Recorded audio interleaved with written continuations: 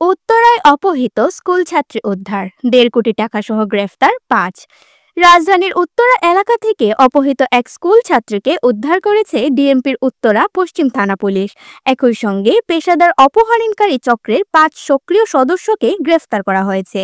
আজ শুক্রবার ডিএমপির media and public relations বিভাগের উপপুলিশ কমিশনার মোহাম্মদ তালেবুর রহমান এই তথ্য জানান। গ্রেফতার ব্যক্তিরা হলেন মোহাম্মদ মাসুম পারভেজ, মোহাম্মদ সুলাইমান হোসেন, শফিকুল ইসলাম সৌরভ, মুসাম্মদ মায়া ও মুসাম্মদ রুলি খানম।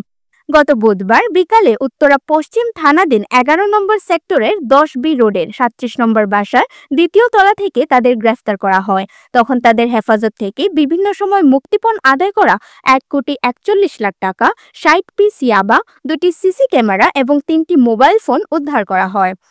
উত্তরা পশ্চিম থানার বরাত দিয়ে মোহাম্মদ তালেবুর রহমান জানান, গত ২৬শে মে বিকাল ৫:৩০টার দিকে মণিপুর স্কুল অ্যান্ড কলেজের দ্বাদশ শ্রেণীর এক ছাত্রী রূপনগর আবাসিক এলাকার বাসা থেকে বাইরে যাওয়ার কথা বলে বের হয়ে নিখোঁজ হন। পরে ২৮ মে রাত ২টা ৩৬ মিনিটে অজ্ঞাত এক ব্যক্তি ভিকটিমের মায়ের মোবাইল ফোনে কল করে মেয়েকে উদ্ধারের জন্য ৫০,০০০ টাকা মুক্তিপণ দাবি করেন। বিষয়টি তাৎক্ষণিকভাবে থানায় জানানো হলে পুলিশ প্রযুক্তির সহায়তায় অভিযান পরিচালনা করে ভিকটিমকে উদ্ধার এবং ৫ জনকে গ্রেফতার করে। এ সময় তাদের আরও কয়েকজন সহযোগী দৌড়ে পালিয়ে যান। তিনি আরও জানান, গ্রেফতার ব্যক্তিরা একটি পেশাদার অপহরণকারী চক্রের সক্রিয় সদস্য। তারা চাকরির প্রলোভন দেখিয়ে কিশোরীদের অপহরণ করে একটি নির্দিষ্ট স্থানে আটকে রাখতেন।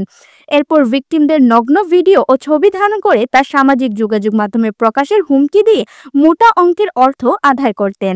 গ্রেফতার ব্যক্তিদের বিরুদ্ধে নারী ও শিশু নির্যাতন দমন আইন, মাদকদ্রব্য নিয়ন্ত্রণ আইন এবং পর্নোগ্রাফি নিয়ন্ত্রণ আইনে ৩টি মামলা করা হয়েছে। তাদের আদালতে পাঠানো হয়েছে।